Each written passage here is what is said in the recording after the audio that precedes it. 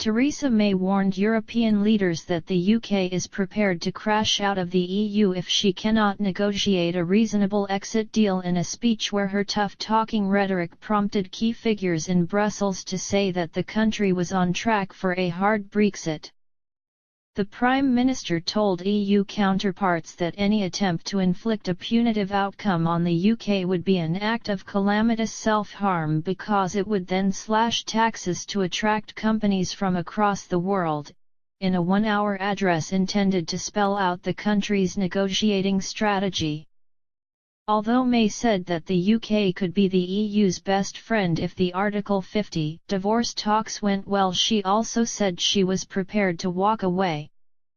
And while I am confident that this scenario need never arise, while I am sure a positive agreement can be reached, I am equally clear that no deal for Britain is better than a bad deal for Britain, she said. Eurosceptic ministers and backbenchers were quick to praise May, but her remarks also triggered a backlash from lead European Parliament negotiator on Brexit, Guy Verhofstadt. Britain has chosen a hard Brexit.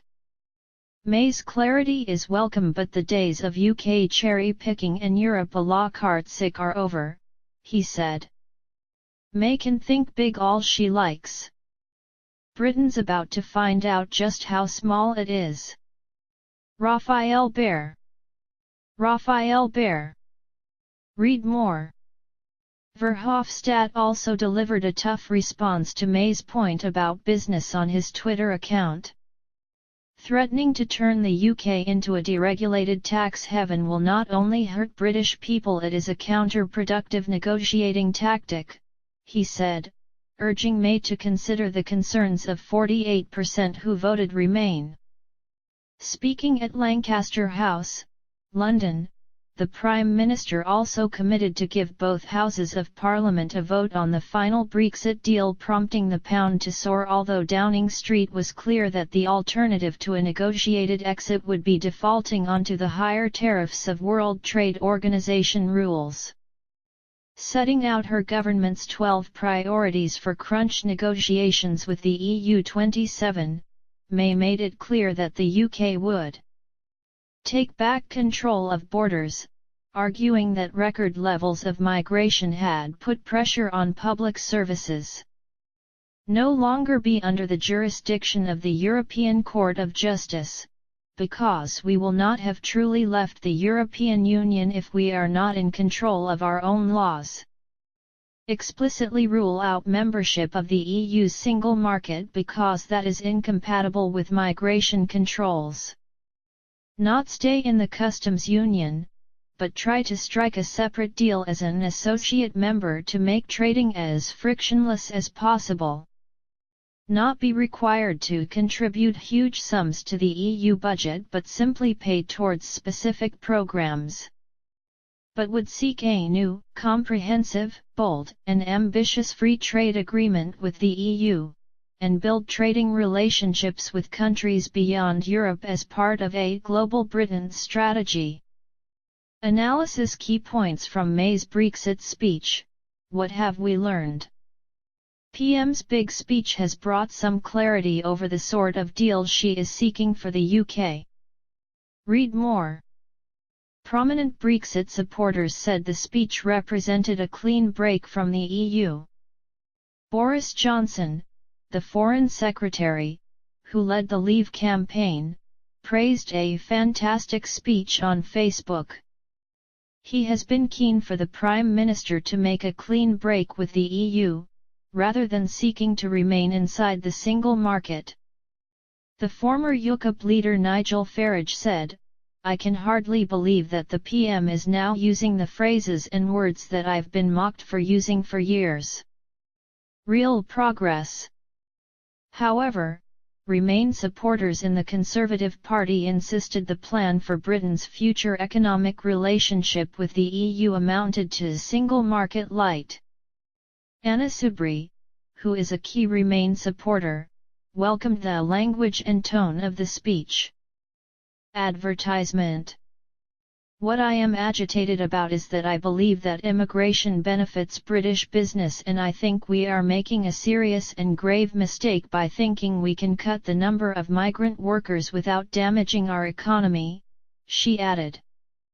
This position was echoed by Labour's Brexit Secretary, Keir Starmer, who argued that May was right to attempt to replicate the attributes of the single market in a trade deal.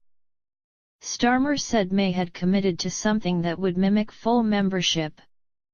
"The ball is in her court to deliver. We will hold her to that," he said. However, he and Labour leader Jeremy Corbyn were deeply critical of the threat to slash taxes, which Corbyn said would turn Britain into a bargain basement tax haven on the shores of Europe.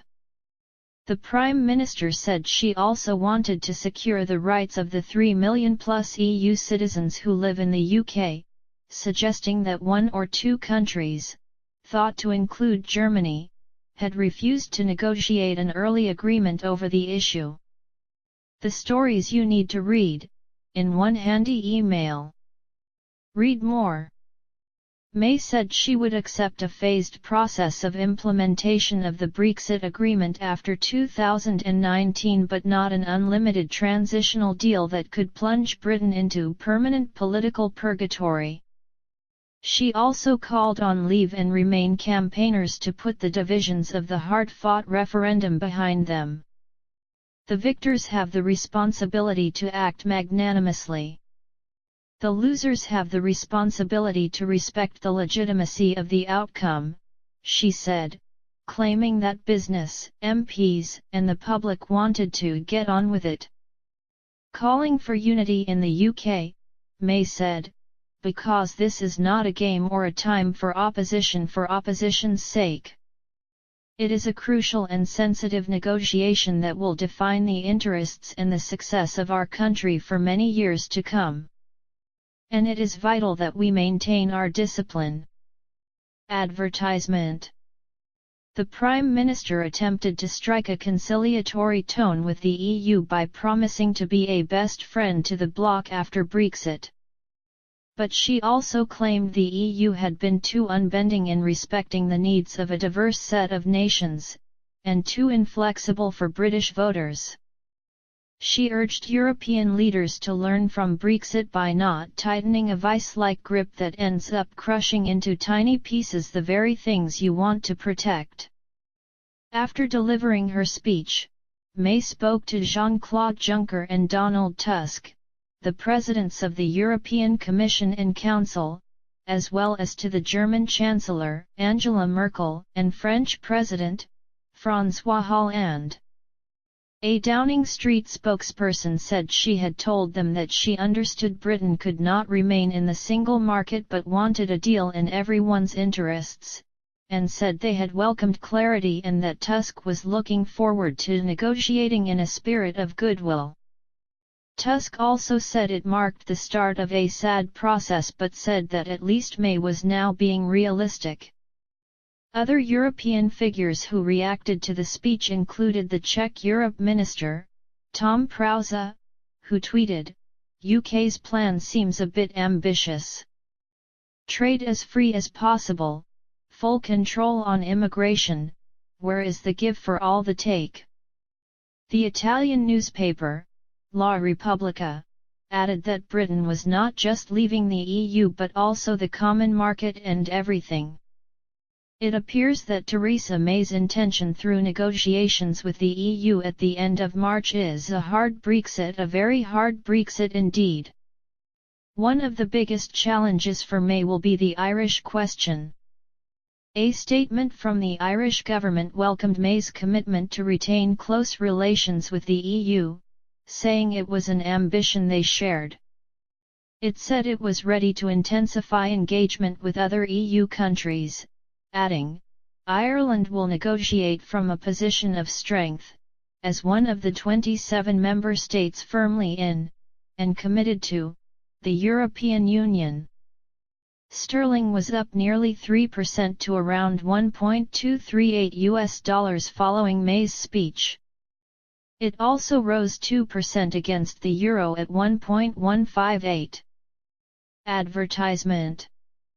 Some Labour backbenchers were despairing about their party's response, urging their leadership not to throw in the towel and give up on the prospect of membership of a hugely important economic market. The former Shadow Chancellor, Chris Leslie, said Labour couldn't provide May with an alibi for her hard Brexit plan.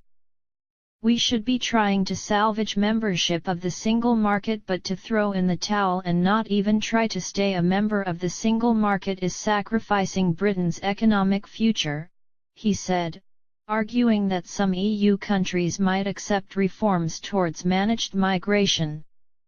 Italy, Greece, Germany might think about amending that fourth pillar, and not to even attempt to ask them is waving the white flag. "This is a massively important market, we need a bit of fight." He is planning to lay down an amendment calling for a better deal if the government is forced by the Supreme Court to publish an Act of Parliament before triggering Article 50. Tim Farron, the Lib Dem leader, said it was wrong that there would be no referendum on the final deal. "The people voted for departure, they should be given a vote on the destination. This is a theft of democracy." Downing Street sources said the Prime Minister had discussed the speech with both the leaders of the Scottish and Welsh administrations on Tuesday morning. But despite these conversations, May received an immediate rebuke from Nicola Sturgeon, who warned the plan could be economically catastrophic. Claiming that May was being driven by the obsessions of the hard right of the Tory party, Sturgeon argued that her demands for a special deal for Scotland were not being listened to.